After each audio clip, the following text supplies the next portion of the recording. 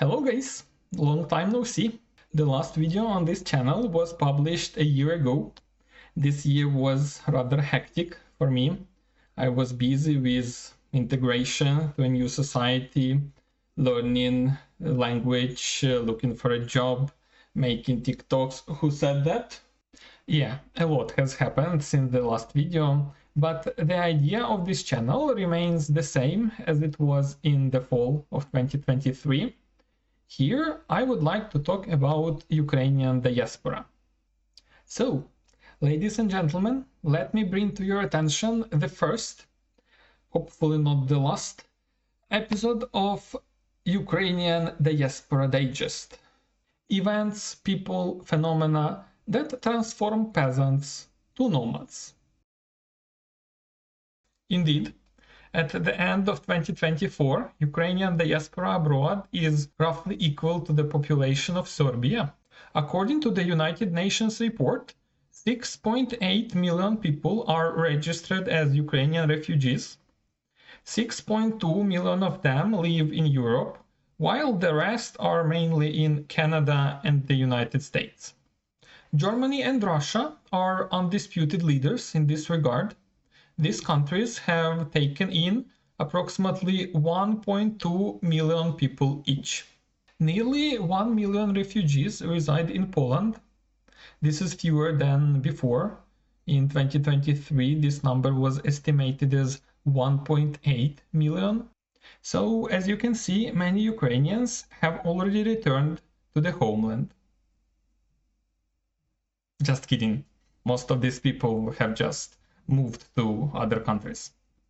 An impressive 380,000 have been welcomed by the Czech Republic. The Czech Republic also ranks first in the number of Ukrainian refugees per 1,000 residents of the country.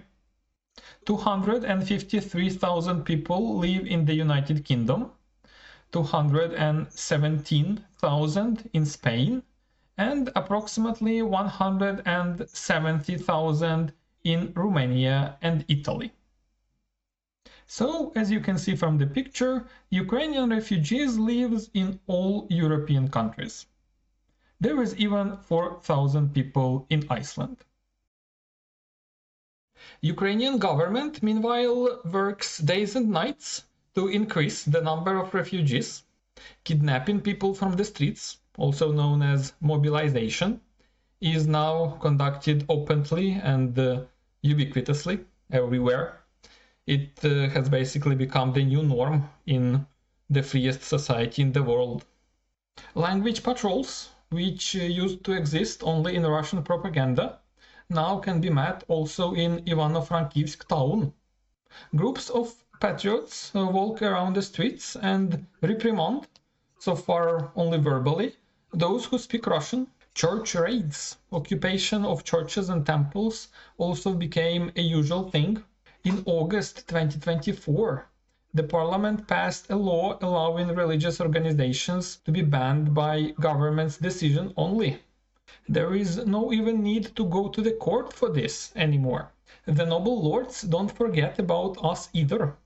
In April 2024, the government banned the renewal of expired passports for your humble vlogger, draft-age Ukrainian man abroad.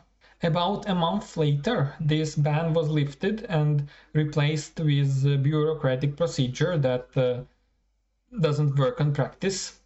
So I'm afraid, just like in the previous case about religious conflicts, this fight is not over yet. But Ukrainian government's efforts wasn't in vain. The Fragile State Index, formerly known as Failed State Index, is a comprehensive indicator assessing states' vulnerability to conflicts and collapse. The index ranked their work on merit. In 2023, Ukraine made a rocket jump in this index from 92nd place to 18th. Now Ukraine occupies 22nd place, but by some indicators we are already ahead of the rest of the world. For example, the Citadel of Democracy ranks second in security apparatus. Among other things, this indicator assesses the abuse of violence by military, the presence of private armies, and intelligence agencies suppressing dissidents. In Ukraine, these democratic values are developed just as good as in Syria, Somalia, and Mali, and only slightly worse than in Sudan. Ordinary people, meanwhile, are also adapting to the new reality.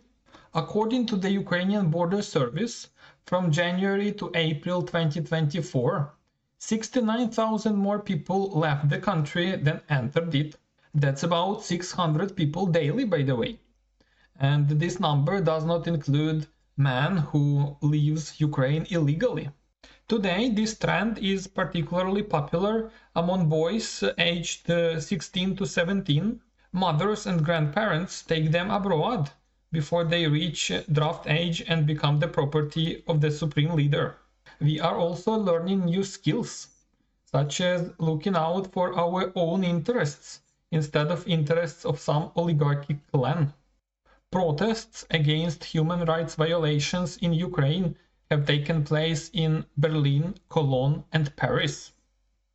This is something entirely new. According to the media, no single human right has been violated in the state of dignity, by the state of dignity. And yet, these people are standing there and protest against it. But it's not all about politics. Ukrainian refugees are also gradually integrating in their new societies. 266,000 refugees have already found jobs in Germany, which is about 38% of working-age individuals. In the Czech Republic, the Ukrainian diaspora has even become self-sufficient.